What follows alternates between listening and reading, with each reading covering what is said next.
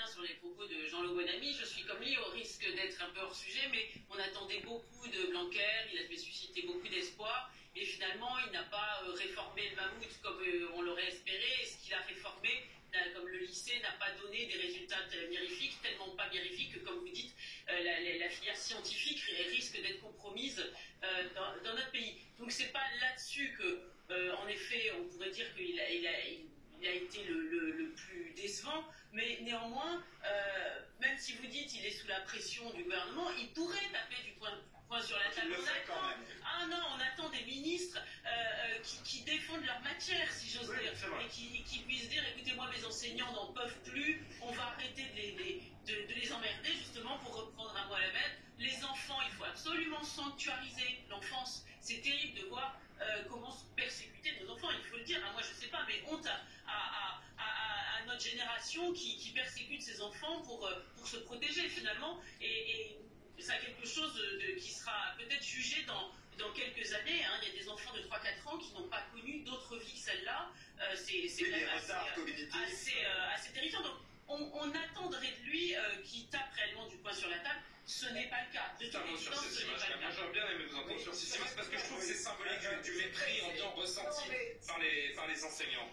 Mais le premier sujet, le deuxième d'ailleurs, ont des liens. Et au fond, si on essaie de regarder un peu plus loin que l'actualité chaude, là, cette image-là, elle dit quoi? Elle dit qu'au fond, c'est pas à l'État de distribuer ce genre de choses. Il fallait laisser les collectivités locales, qui l'ont très bien fait quand il s'est agi des masques ou d'autres choses, à les distribuer. Et je peux vous garantir qu'il n'y a pas un maire qui aurait distribué dans une école de sa commune des tests qui auraient été moisis. Ça, c'est certain. Quand vous confiez à la machine de l'État les choses, ça marche pas. Premier enseignement, c'est-à-dire que le système dysfonctionne quand l'État veut se mêler du quotidien et de ce genre de choses. Deuxième enseignement sur les deux sujets, c'est-à-dire le protocole incompréhensible et mouvant des écoles et le premier sujet qu'on évoquait sur les masques en ville, c'est qu'au fond, moi je pense, c'est une analyse que j'ai eue après 22 ans de vie politique, que structurellement, en France, on se dit que quand c'est compliqué, c'est protecteur. Et qu'il y a cette espèce d'idée que si c'est pas compliqué, c'est pas complexe, c'est pas légiféré à l'échelon national, si on n'a pas des textes de loi, des codes, des règlements extraordinairement compliqués, on ne serait pas protégé.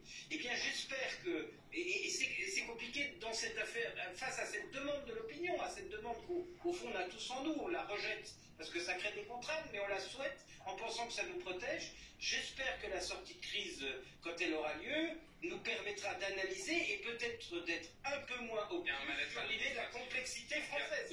Pardon, c'est pas pour sortir du sujet. Non mais vous avez raison, on peut prendre de la hauteur, évidemment. C'est éclairant sur l'état de la société. Ça, c'est finalement un symbole de ce qu'on est en train de se dire. Cette manifestation, Jean-Claude et Jean-Luc, j'aimerais entendre aussi ensuite, ça traduit quand même ce mal-être administratif assez général dans notre pays, cette impression que le haut de la pyramide ne voit pas ce qui se passe en bas, ne comprend pas le terrain. Tout au long de ces 48 heures et surtout aujourd'hui, j'ai beaucoup échangé avec des enseignants en région. Il y a deux sujets. Il y a le sujet sanitaire et il y a, vient se greffer au sujet sanitaire, la situation des enseignants. Prenons la situation des enseignants. Aujourd'hui, ils sont contraints d'être quasiment des agents de l'ARS avec des mesures effectivement qui varient à longueur, mais on reviendra sur les parents, qui varient à longueur de journée, qu'on ne prend pas le temps d'expliquer. Imaginez que ça a été fait par voie de presse, vous apprenez par voie de presse que telle ou telle mesure. J'ajoute, et là je rejoins Yves, que nous sommes dans un système où on oblige depuis des décennies les gens à suivre la circulaire, le règlement, la note, donc on attend tout, et maintenant on leur dit, ben, débrouillez-vous. Vous imaginez très bien la situation, le malaise dans le corps enseignant. Deuxième sujet, c'est vrai que le problème de l'éducation n'est pas résolu, des classes surchargées, des gens à qui on demande beaucoup, des enfants qui précisément sont en situation de détresse depuis 2 ans, sont en situation de détresse, et donc quand les parents ne peuvent pas accompagner, ce sont les enseignants à qui il revient.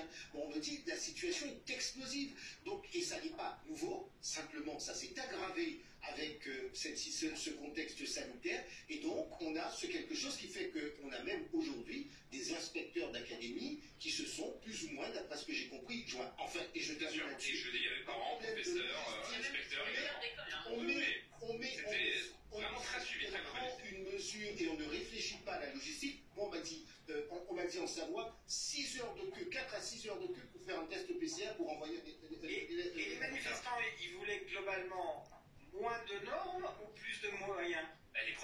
veulent plus de restrictions. Et c'est moi, je trouve ça très étonnant. Voilà. Pour le coup, ça serait vraiment le... Si intéressant de savoir. Je comprends mal, moi. À tous. C'est que... Il y a Mais des- beaucoup, hein. Est-ce que la manifestation, c'était de dire, foutez-nous la paix, on va faire... Non, la demande, c'est vraiment de protéger les choses. Ou c'est donnez-nous plus de matériel pour faire C'est des surtout stop à la cacophonie. C'est surtout stop à la cacophonie. Je voudrais juste qu'on voit, Jean-Claude, qu'on voit, et Jean-Loup réagira juste avant d'envoyer la pub. Dans la manifestation aujourd'hui, il y avait aussi, c'est le jeu, des responsables politiques, pour appeler de gauche, notamment, surtout, oui, pour appeler à la démission de Jean-Michel Blanquer. Et parmi eux, il y avait le premier secrétaire de l'UPS, Olivier Faure, qui regardait, alors, pour le coup, pas forcément responsable de ce qui se passe au niveau des choix gouvernementaux, très loin de là, mais il est pris à partie par une maman. Regardez cette séquence, parce que là aussi, elle dit beaucoup de choses. Aujourd'hui, parce que j'ai une maman de 3 enfants. Une maman de 3 enfants. Je vais vous dire, nous en tant qu'adultes, on a subi tous, depuis le début de cette pandémie, une torture psychologique à l'échelle nationale, qu'on a gérée, qu'on a supportée. En revanche, de voir nos enfants maltraités, ça va aller jusqu'à quand? Ça va aller jusqu'à quand? Je vois M. Macron faire la fête à l'Élysée parce qu'il a marqué un but. Il fait la tête avec ses potes qui n'ont même pas besoin de passe pour aller à l'Assemblée nationale. Mais moi, on me demande à mon enfant qui est habitant, qui s'étouffe avec un masque, de 8h30 jusqu'à 16h30. Elle est où la justice? Mais vous savez ce qui va se passer? À un moment donné, le peuple, il prend sur lui. Mais à un moment donné, monsieur, sachez que on va pas... Non, monsieur, je suis en train de vous parler d'un problème sérieusement. Et vous êtes en train de faire un clin d'œil à ce monsieur, en train de sourire. Moi, je ne rigole pas tous les jours quand je mets un coton-tige à mon enfant. Donc le sujet, il est grave. Monsieur, le sujet, il est grave. Il va falloir vous réveiller. On va le reconnaître. Yves Gégaud, en effet, Olivier Faure, il n'a rien à voir avec les choix qui sont faits dans